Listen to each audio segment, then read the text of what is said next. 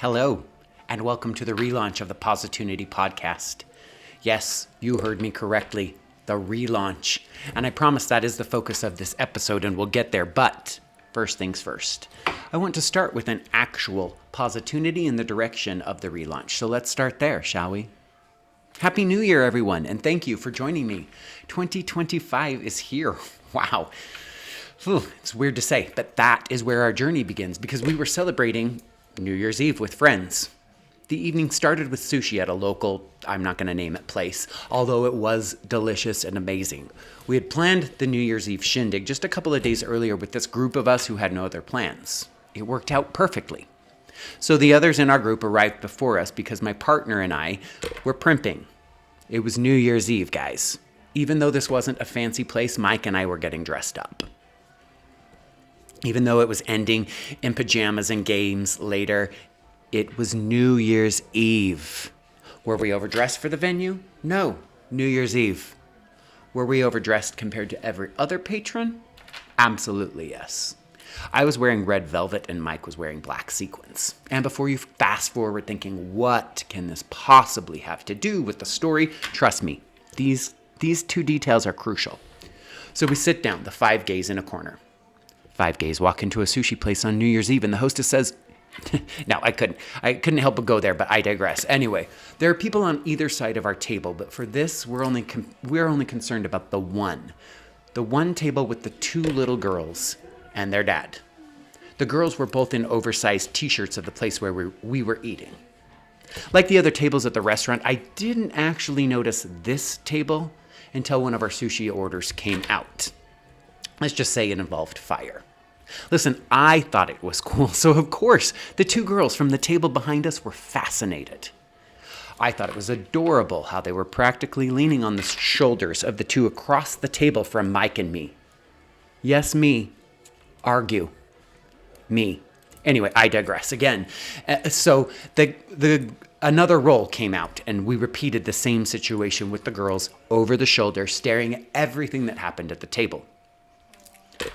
Fast forward to the end of dinner.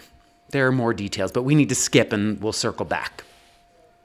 We're finished, sitting around the table talking, when one of the girls from the table behind us comes over, and I'm not kidding when I say comes over. See, there was a bench wall at our table, so she came between the bench and the table into our space to hand Mike the napkin. He quickly said something like, "Thanks." "It's just a note," said the little girl. "Oh, a note. Thank you," Mike repeated, feigning excitement. Here's what the note said. Yes, I took a picture. "Your jackets," with an S, "your jackets is so cool. I hope you have an amazing new year. That jacket deserves it. Willow and Lyric." You guys, is that the cutest thing ever? These girls were young. I mean, the oldest was maybe 6. I was going to say 8, but there's a reason I'm thinking younger. See, the note was written by the dad. I know it was written by the dad. 1, it was written on a napkin with a ballpoint pen. These girls would have struggled to do that. 2, the writing was very neat. I'm not going to show the note, but we'll come back to that. Listen. The dad wrote the note for the girls because 3, neither of the names was stylized or better than the other, which would have been the case if one of the girls wrote it themselves. Herself. Anyway, I digress again. This note made the other 4 people at the table ooh and ah to exhaustion when Mike jumped in. They have been staring at me the whole meal. It has been so uncomfortable and awkward. I've been trying not to look at them and not pay attention to them paying attention to me, but oh my gosh. Positunity time. Listen, I do feel bad for Mike feeling uncomfortable. As a gay man, you are never quite sure where people's heads might be at any given moment, despite where you might be physically. Also, as an adult who has been stared at by a child awkwardly and had to try not to notice because their parents certainly aren't, I get it. So Mike, I'm sorry. That said, back to the Positunity. So these girls have been obsessed with the black sequin jacket all night long. Not only are they in love with the jacket, but they convinced their dad, again, 99% sure he's a straight man, to write this letter for them. These two girls stared at Mike all night, then convinced their dad, when the check came and he had a pen, to write a letter on a napkin to this gay man at the table next to them, who was obviously going to share it with everyone at the table. I know, I'm not a father. And fathers will go to extreme lengths for their daughters. But write a letter to a table of strange gays? Come on. Now, even our group debated who wrote the note, whether they were on our team or not, or had influence on the language used. I don't care. This dad wrote that letter. I know he was not comfortable with it, because once he'd given the letter, he never looked our direction again. I'm not saying he didn't just not make eye contact or look past or through us. I mean, he didn't look left again, period. He did it for them. That's a Positunity. Are you kidding me? Hashtag sushi dad? That was incredible. Thank you. Thank you for doing that. Thank you for doing it for your daughters. Thank you for doing it for me. Thank you for doing it for our table. Thank you for doing it, period. Now look, I was taken aback and I didn't Positunity him. Again, the relaunch and the direction that this is going. When I see something like this happen, yes, it's going to come on the show. But I also want to use it to grow the cause by gifting Positunity notices. They're just QR code, folks. I should have given this man one that night after dinner and said thank you. I missed that Positunity, but I will not miss it again. The notices are arriving this week, so I will always have them to distribute. But if you know how to find this man, Sushi Dad, in Salt Lake City, he was maybe late 20s, early 30s, white and gray camo puffy coat. I would say fairly tall and curly dark brown hair for the sake of this. I guess I have to say it was Ito Sushi in Fort Union on New Year's Eve around 7 p.m. when the note was passed. In any case, it really touched me the more I thought about it, and it made me want to share it to start this relaunch. You know, I took a break from this for a minute for a lot of reasons. I was kind of doing stuff in the background, but as you know, there haven't actually been any episodes published. So let's talk about that. You know, I launched and I was super excited. I was ready to do this. It was fun when I was doing it, and I absolutely loved it. But the truth of the matter was, I wasn't being true to myself. That's not fair. The stories I was telling were true, but what I wanted to say, how I wanted to say it, and the scope of what I wanted to do was not included in what I was doing. And that came from kind of just launching without having an idea of where it was going to go or what I wanted to do. And also, I didn't have any guests. But the more I went back and read my stories, that's not what I wanted this to be. And obviously, it's my podcast, so my voice is going to be here, and my experiences are going to be part of it. But it's not what I want Positunity to be. It's not what I envisioned it to be. So welcome to the relaunch. It's taken a long minute, but here we go. And I do have a plan to keep things going because I'm not going to base it on my stories and or new interpretations of them. I want it to be a bit of the conversations of today, ergo my recent Positunity, but also current events and Positunities there. So Positunity started originally as a positive opportunity, Positunity. As I did that though, I realized if you split that up, and you can see in the podcast logo behind me, Positunity also came from that. I'm getting a new sign, but I didn't want to hold this up while I waited for that. So this is just your temporary one. But that's kind of what started me thinking about that direction. And I was going and that I actually wanted to go. As I thought about that, this new direction, it's about the unity we have rather than division. So I want to posit that unity is much stronger than division and can bring us together if we focus on that unity. I want to put out there and show that we have more in common than we do that divides us. That's hard because when we focus on things that divide us, it's easy to see the chasm below and not know where the bottom is or how to get across. But I posit that when we focus on what we have in common, we find out that the gap between us isn't that wide. Even though it might be deep, it's not that wide. So what we have to do is come together in a way that we can reach each other, to bridge that gap by coming back to the things we agree on. This is how I got thinking about the podcast. I don't want to make it all about these deeply polar and dividing issues. I don't want to focus there, even though those are the things that we will talk about because those are the things that are coming up. But I want it to be talking about the people involved. Right now we focus on the regulations, the what, the things. The difference is that we're not talking about the people. Because when we make it about things and not people, it's easy for us to other. It's easy to other things or them. Not an actual who, but a fictitious group that we put everyone in to make them a who. It's easier to other things than it is to other a person. But the result of othering things is someone, a person, a real person somewhere actually gets hurt. That's what I want this to be, is a conversation. And yes, it will bring in my past experiences. And yes, I want to have guests and experiences from their life, but I want to talk about what unites us in a subject or life in general, rather than what divides us. I'm going to use the example of speech, but the truth is it can extend to any number of topics. Originally, I wanted a much more controversial topic, but that's not the way to relaunch a podcast. I even thought about religion. In order for you to practice whatever your religion, I need to be able to be free from religion, and someone else needs to utilize elements in their sacrament that might be controversial or potentially illegal, and not getting into the weeds there.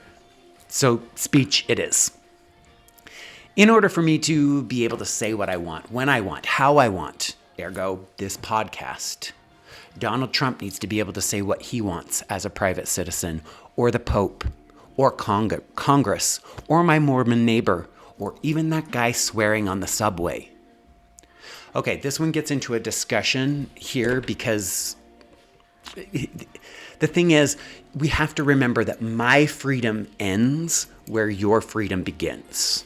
The gap between freedoms, that gap that I mentioned before, we don't know how wide it is, but in order for me to be free, I have to allow you the same, equal, and opposing freedoms, which means I have to allow for someone else to speak regardless of my personal feelings. This may be a simplified example, but there shouldn't be an overreaching requirement of what you have to do when it may not be in the best interest of you, your family, the ones you love. Why should a bunch of people who do not know me, you, them, do not know the situation, have any control over what we say? If we have to put into law that you can't say, I hate the president, when things change, but the regulation stays, you now have to deal with those consequences regardless. So freedom is about choice. It's about talking, and talking before the divide is too wide. It's not about going to polar opposites. It's not about binary choices in life. Rarely is life either or. That's the relaunch. That's not the direction I was going. I was going to my stories and talking about them and reanalyzing them. And I don't want to do that. Yes, past informs the present and the future, but I don't need to rehash those things. They can inform the conversations we're having here and now. It's why I needed to relaunch this, to refocus. And I hope you're ready and willing to join that journey. It's not a complete about-face, just a refocus of where the podcast should go. I also got thinking about how that happened in the podcast because it's something I've been thinking about for a long time. That said, I do want this to be about personal things and how we evolve and realize where we are and what we may be doing right or wrong for ourselves. What is happening now that I might not have looked at or thought about before? The reason I'm saying all this is I recognize what I was doing with the podcast is something I do with a lot of things in my life. And maybe something in my subconscious was avoiding the conversation because ultimately I'm a people pleaser. I don't like confrontation, which is again why I want to keep this podcast non-confrontational. If it gets too heated, we may need to press pause, shut it down, and restart. Because I want it to be a conversation, not a shouting match. As a people pleaser, that's what I want to do. Everything's just fine. If this doesn't work, I will be the one to adjust. And I've done that a lot in my life because I feel it's a lot easier to adjust and avoid any conflict. But what I recognize now, and that I've actually realized over and over, but something that I'm not truly getting. In any case, what I realized that I'm doing with my podcast again in life is I go against my original intention, what I wanted to do. I adjusted around something, the discomfort, the subconscious, whatever it is or was. And when I do that, it's not really what I want to do, and eventually it breaks down because it's inauthentic. The podcast stumbled because it was inauthentic. It was a good start. It got the ball rolling. And then it's taken me a year to think about it and write several episodes and even record some. And we'll drop them here to fill in the spaces as needed and bonus things.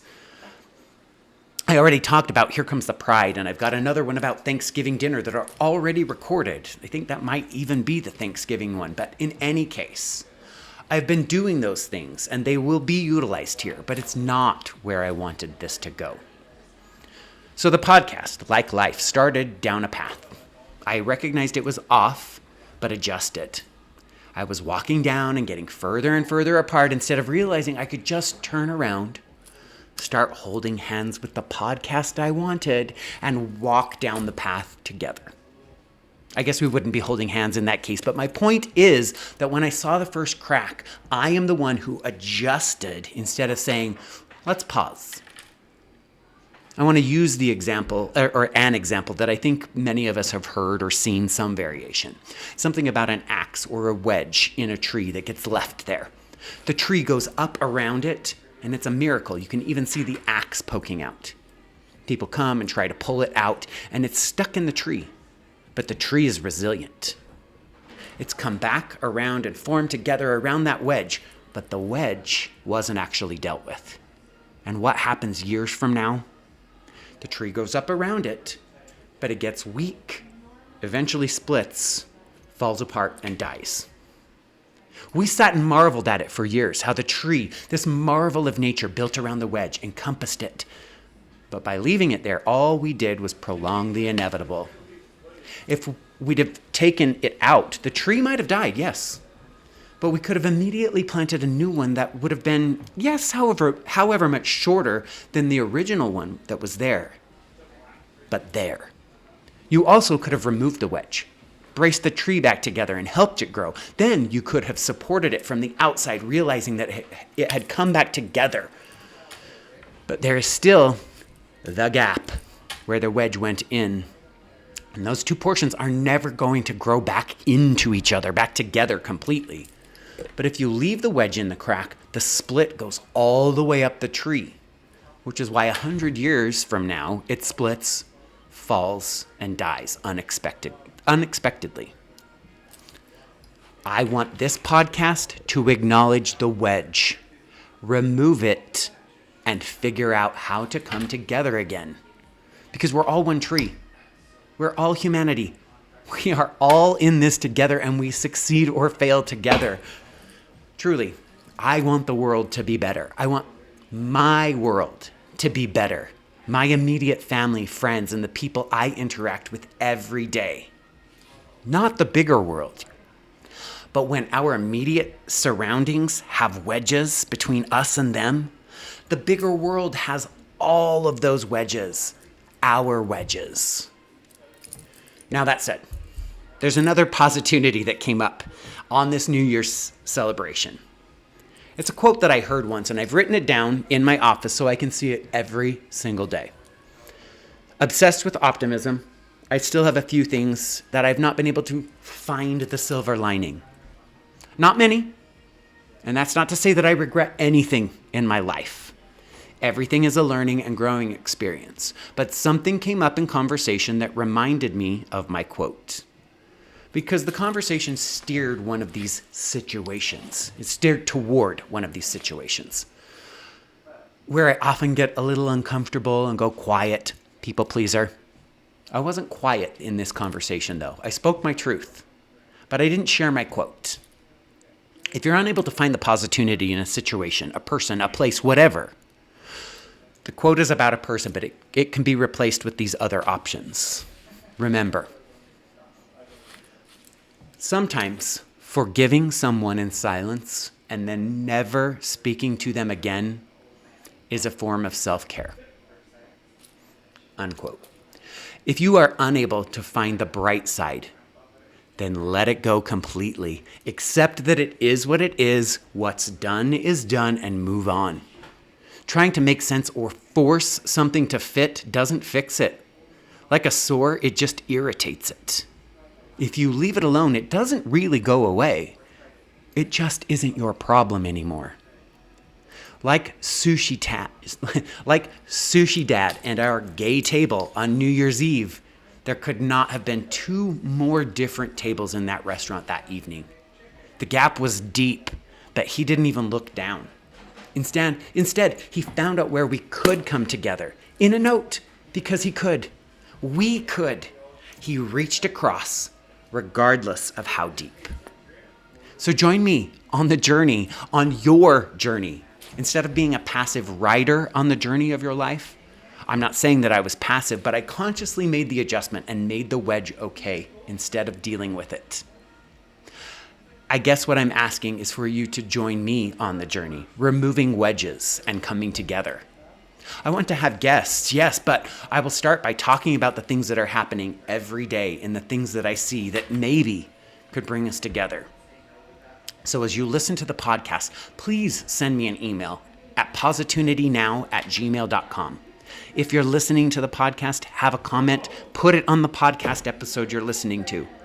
If you're listening to the podcast on Facebook, leave a comment there.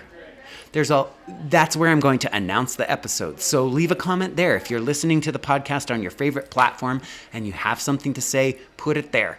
Or if you want to know more, go to the website. It will continue to grow as we get more things that I've talked about. I'll put the episodes on there and have discussions there. I want this to be interactive again. I want to posit unity for all of us. Positunity. One of the things that I wanted to do with the relaunch was audio and video. So, depending on your platform, you can listen or watch. YouTube and Facebook should have the video podcasts, and it will expand as those options become more readily available. I'm probably never going to watch the episodes. I don't even like listening to myself. But you can. Thanks again for listening, and please remember to reach out on our social channels, Facebook and Insta at Positunity, or through the podcast directly through the website at positunity.org, net and biz, or through our email, positunitynow@gmail.com. Be well, and thank you for listening.